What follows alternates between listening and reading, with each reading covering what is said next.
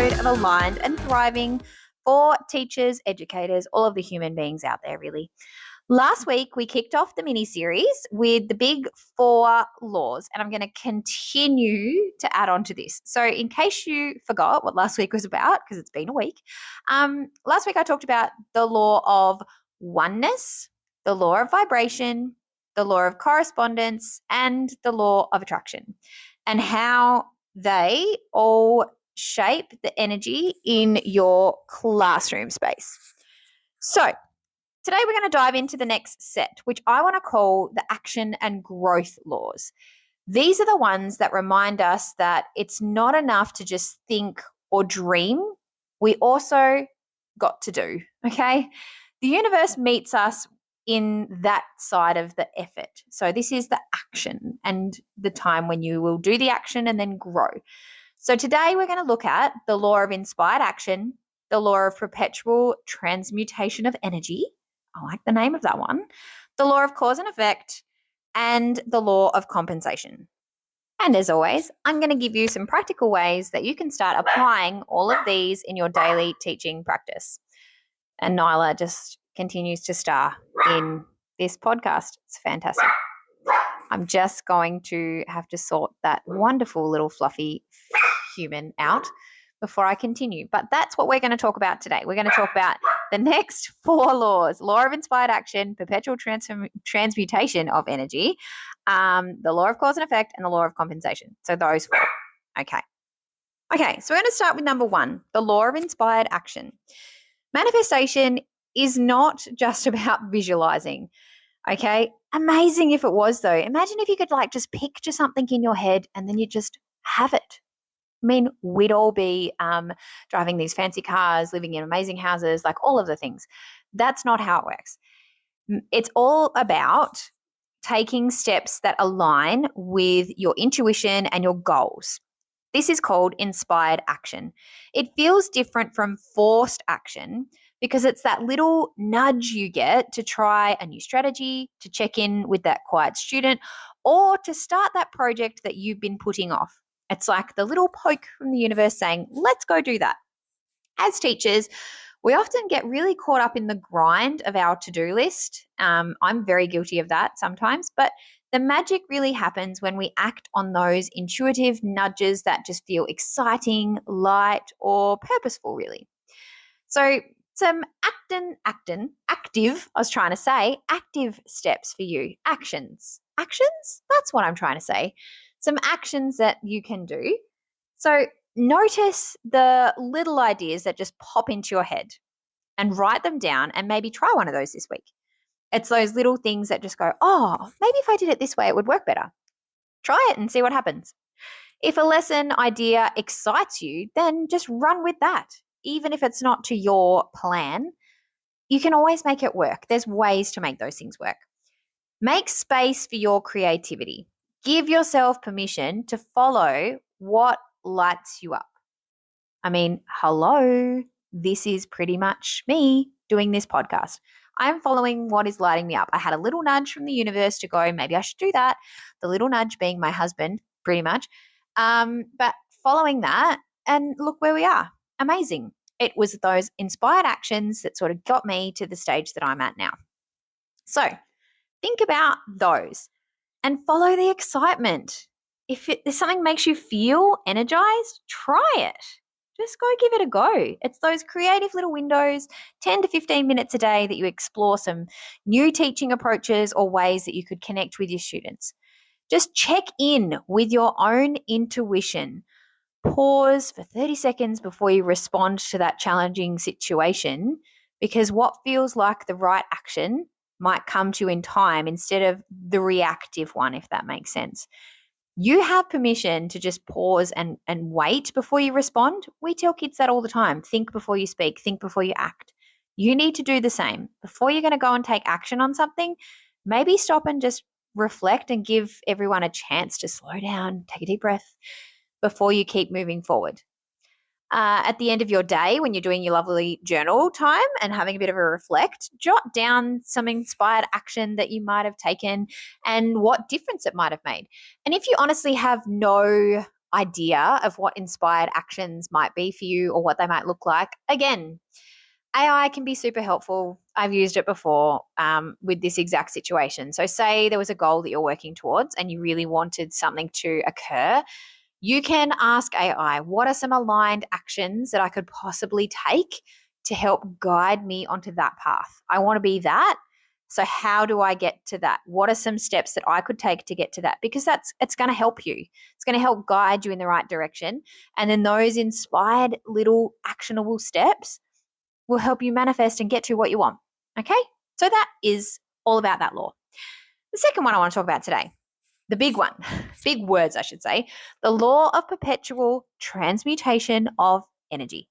Now, this law is saying that energy is always moving and changing. That's what the perpetual transmutation, so it's always moving, it's always changing. The powerful part is that you can shift your low energy into high energy. So the stress, the frustration, or the negativity, it doesn't just have to stay stuck. It can be transmuted. Like in teaching, this might look like taking a chaotic class and using some humor, some movement, some calm presence, some brain breaks to shift that energy. It's about remembering that you don't have to stay in that vibe that you walked into. So, big one for relief teachers, if you walk into that classroom and that vibe is off, you're going to have to do something about that. So, you're going to have to start emitting a really high vibe or a really low vibe to try and get them to match your vibe, if that makes sense. So, it's that whole part of passing the energy around.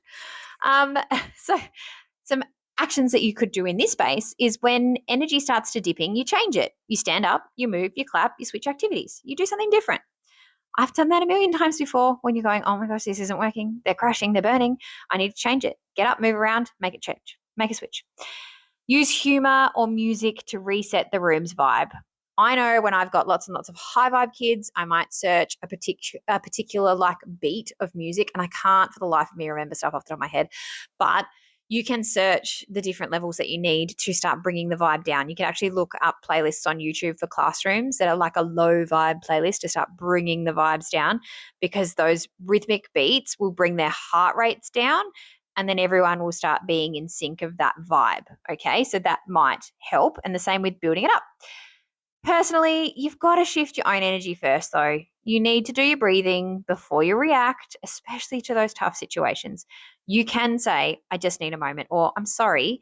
You don't even have to say, I'm sorry. That's people pleasing there. Don't do that. Just name up, pause, hold that thought. I just need to go do da da da and have your exit strategy. Or, interesting. Can we just park that and we'll come back to that tomorrow at this time? I've seen a lot of principals do that in that space. Okay, yep, we've talked about this. Let's park that for today and we'll come back to that, and I'll touch base with you tomorrow around that. It gives you a break. It gives you some space to stop and think about what your next action or your step's going to be. Okay? So you can think about all of that in that relation of the whole perpetual transmutation of the energy. Again, see, are you noticing that all of these laws are like connected? They all talk to each other and they all work with each other. It's always moving, it's always changing. Taking a deep breath myself. So you can shift the whole energy of your room immediately by doing some of those actions with the sound, with the music, with moving. You need to model the calm first. So if you're calm, you're going to emit that, and their energy is going to start mirroring that. Humor as a tool, as I've talked about. Have some light jokes or playful interactions that can break tension instantly to help lift the collective mood. Have them as a tool. And reflect and reinforce. At the end of your lessons, notice what worked, what didn't work, what's best way to shift that energy, and keep the mental toolkit in there for next time ready to go. Number 3 for today, the law of cause and effect. Again, this probably relates a little bit to karma too. Is it Isaac Newton? Newton's law of physics? Oh gosh, I'm thinking back to high school now. Like every action creates a reaction. Whatever you put out comes back, okay?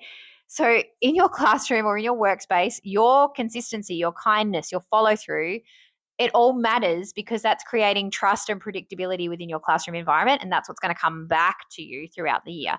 We know this as teachers and educators, that when you let expectations slide, the behavior slides completely. When you hold the line with fairness, students will rise to meet it. That cause and effect law, it's like nature's way of reminding us that our actions always like echo.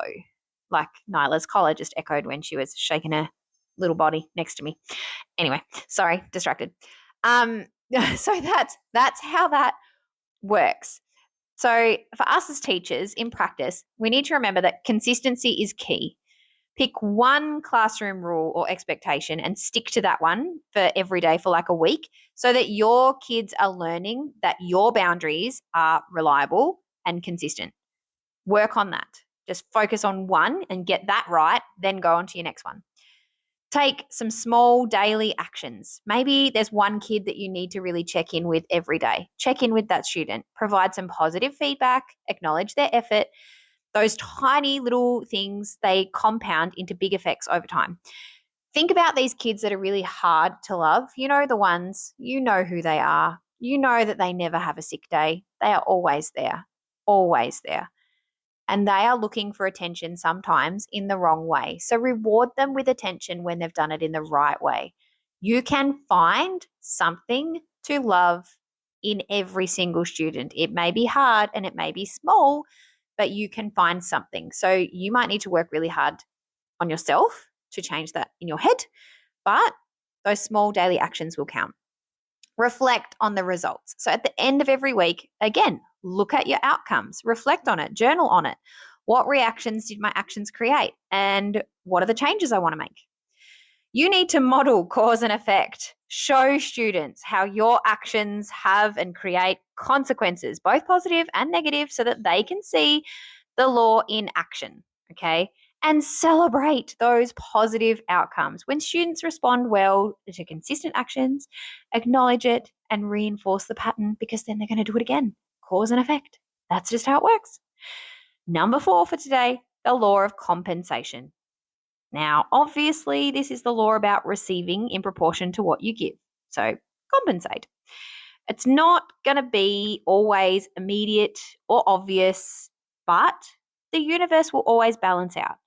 The energy, the effort, the integrity that you put in, it's all going to come back to you.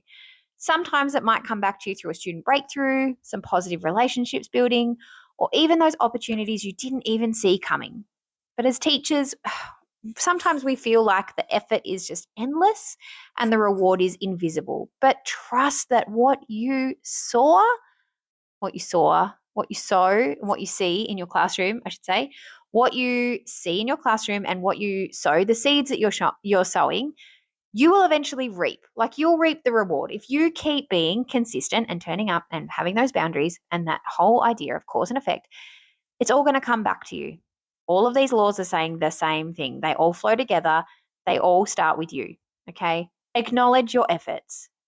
Write down 3 wins you've had each week, no matter how small. Again, gratitude, highest vibration. Practice some generosity.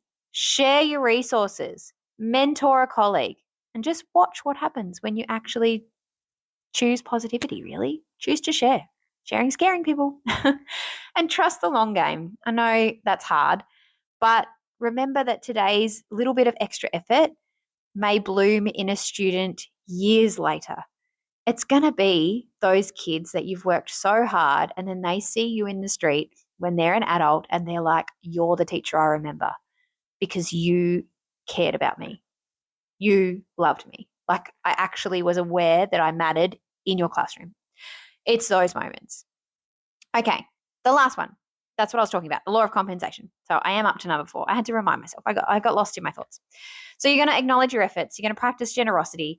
You invest in your students. You have that long-term perspective and just celebrate. Celebrate, celebrate, celebrate. Whenever students achieve something, reflect on your contribution because it's proof. It's just proof of that compensation law in action and showing you what actually happens. So those are all of the action and growth sort of laws, the inspired action, the transmutation of energy, the cause and effect, and the compensation, so what you get back. They remind us that teaching, it's not just about intention, it's about action. We all have great intentions, but we need to make sure that we're following that up with action and that the energy and the choices that we're making every single day, they really do create those ripple effects. So this week, my challenge to you is, excuse me, I was going to have a hiccup. I challenge you to choose one of these things. So maybe it's noticing an intuitive nudge and just following it. Or maybe it's shifting the whole vibe of your classroom with humor instead of that frustration. Whatever it is, just start experimenting, okay? Give something a try. In the next episode, I'm going to close out the mini series, thanks, Nyla, of how to navigate challenges to find balance and flow with the rhythm of teaching. It's the final set of laws, so you don't want to miss this one. It's the last 4. So until then, I want you to keep showing up, keep taking action, trusting the ripple effect. This is aligned and thriving for teachers. But again, it's more than that. It's for anyone who has anything to do with humans, no matter what size, I feel. But in case you haven't been told today, you are doing an amazing, amazing job. You are so loved and so cared for. And if you need someone to check in with or talk to, my inbox is always open. So feel free to send me a DM, send me your memes, fill me with humor. I'm happy as to get your memes and your quotes. I love it. Don't if you see my Instagram, that's pretty much what it is, like memes and quotes. Love it. Love it. Want to share it with the world. So until then, I will see you next time. Stay aligned and thriving, and I'll talk to you again soon. Bye guys.